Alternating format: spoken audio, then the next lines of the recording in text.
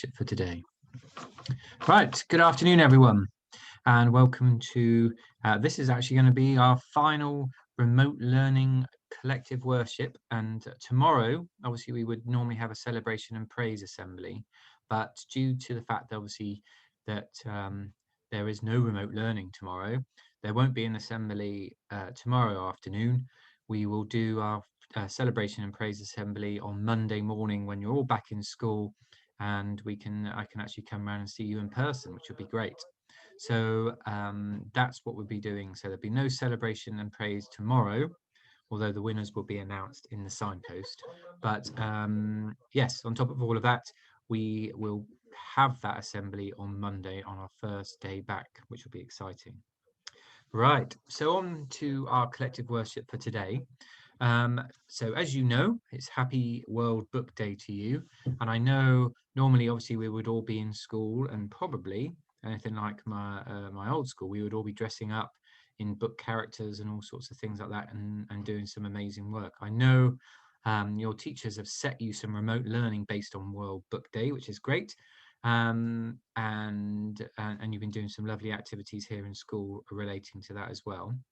But what we've decided to do is, because you're not here for World Book Day, we would wait for that dress up, and we'll try and fit that in the last week of term. So I think we're going to do it maybe on the 1st of April. So that's when you'll be able to come in dressed as your book character. So you've got a couple of weeks to think about what your character might be and what your costume might look like before we do that. So that would be great. So on to our collective worship for today. And as I said, it is World Book Day. But before we do that, we will start our collective worship like we always do, with the lighting of the 3 candles. We light these candles in the name of God the Father, God the Son, and God the Holy Spirit. So yes, so like I said, here we go. Today is World Book Day. And so obviously what we want to do is talk a little bit about what World Book Day is, why it's so important, and thinking a little bit more about celebrating books. So to begin with, I want to think about what your favorite book is. So in your mind, everyone has a book that they prefer or they like to read, sometimes go back to, at different times. I want you to have a think about what you think what your favorite book might be. Now mine, which I don't know, might have mentioned this before in the past. My favorite book is called Wind in the Willows. Why do I like it? Well, I don't know. It's a tricky one, because it's not just the fact that it's a good book and I enjoy it. It's more about what's nice. And this is the lovely thing about books is, for me, I like Wind in the Willows. And when I read Wind in the Willows, it transforms me back to when I was a child, because that's when I read it first. I like the fact that when I read it, I'm reminded of, the first time I read it, and how old I was. I like the fact that obviously it reminds me at the time I lived, and I do now actually, by the river, and it reminded me of that. And it's a really, really important book to me, and I really like going back to it and reading it again and again and again. Or sometimes I listen to it on an audio book, which you can do, and sometimes even watch it on the television if I need to as well. So my favorite book is Wind in the Willows, but I wonder what yours are. I know some of you have brought books in today that are your favorites, and it's been nice seeing some of those books and why they're important to you. So, like I said, we all maybe have a favorite book that we like to read, but more importantly, what's so great about them? So what I want you to think about before we get started is what is so great about books? So what we need to think about is, what do you enjoy about reading? What is it that you enjoy? And how do you feel when you've read a good book? And when and where do you like reading your books? So for me, I usually read my books before I go to bed. That's when I do most of my reading. And I think I was talking to Mrs. Sylvester saying I take a long time to read a book. That's because sometimes when I read a book at bed, I generally fall asleep. And then I have to reread the same page over and over again because I've fallen asleep. And the nice thing about reading books is, well, there's lots of different reasons why and how it makes me feel. So there's different types of books which take you to different types of places. So you've got books that are made up. We've got books that are facts. We've got books that are all about information. They stimulate my imagination. I remember very clearly reading the first Harry Potter book. And the most amazing thing about, I remember when it came out, I read the book and it was just amazing, the image that I had in my head of what those places were like when I read the book. And then I remember going to watch the film and just being like amazed that that's what it was like in my head when I saw it. That's what it was like in my head when I read that book. Sometimes we can read books that make you feel inspired to go out and do amazing things. And I remember reading well, it was a friend of mine who's a head teacher in a school, and his year 6 children read the book called A Boy at the Back of the Class. And they were so inspired by the boy at the back of the class that they went out and they did a huge amount of fundraising for refugees and all sorts of things, raised the profile of that in their school and everything. And they were inspired by the book, which is amazing. And obviously, sometimes books can make you feel scared, sad. They can give you some sort of escape from things and things like that. But one of the nice things for me about books, which books do for me, is they help calm me. And that's the reason why I read them before I go to bed. So sometimes when I go to bed, probably like you, sometimes my mind is full of all sorts of different things going through my head, of things that I've got to do the next day, worries about things that are going to be coming up that I need to make sure I've done. Lots of things like that go through my head. And what's nice is I read the books. So I read a book before I go to bed. It relaxes me. It takes my mind away. And it gives me an opportunity to escape. It reduces all my anxieties and all of that busy thoughts in my head. And that's what's great about books for me. So with that in mind, what is World Book Day? So I'm hoping by now that you all know what World Book Day is and the fact that we celebrate it and what we do about it. But obviously, what you might not know is the World Book Day is that day aside that we set aside to celebrate books, reading authors and illustrators. But what's really, which I was interested in when I read about it, was that there are over 100 countries around the world that all celebrate World Book Day today. And it's been sort of going on for 18 years. And what's really nice about that is that the authors themselves get in on World Book Day, and they write their own special little books, especially for World Book Day. So yeah, so that's what World Book Day is. So why do we celebrate it? So what would have happened is next week when you come into school, and I'll just make sure you can see it because I can't see it. So next week, I think it might be backwards, might not be backwards for you, but it is for me. So next week when you come into school, you'll be given one of these, which is your World Book Day token. And like I said, on the back are different texts that you can buy. So what happens is authors tend to write books that are £1 each, and you can use your book token on them. And I think Amazon are even doing them this year as well. So you can use your book token to buy yourself your own book and you can read it, which is great. And the idea is that everyone can get a free book. In those 100 countries can all get a free book, which is amazing. Trying to promote that love of reading that we have. So, and there we go. So look, over 14 million of these book tokens go out across the country, the 100 countries. So what can you do? You can swap your tokens for one of the 10 books that have been specially written, which we've talked about, or it can be used to get £1 off another book. So don't necessarily, if there's none of those books on the back here that you like, you will be able to get £1 off another book in sort of special, all book retailers that are supporting it. And I know there's a bookshop in Burnham, and hopefully they promote and will support this as well. So you can go in there and get a book, which is great. So how do we celebrate World Book Day? Now, Obviously, today you've been celebrating World Book Day by doing lots of different specific activities in your class, and your learning has been based around World Book Day activities. I think next week you might be doing a couple of different activities as well to celebrate World Book Day.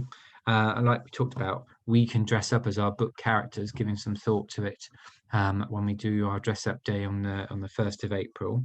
So there's lots of things that we can do. And what happens is also there are many book events that go on all over the country.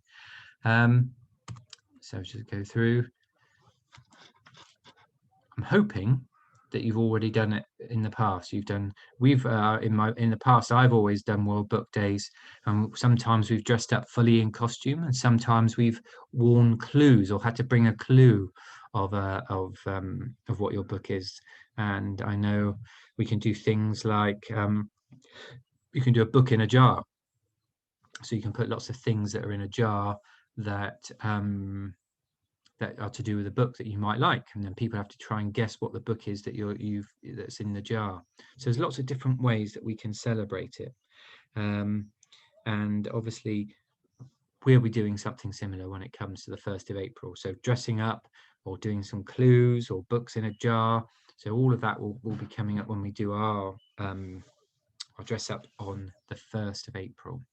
Okay, so let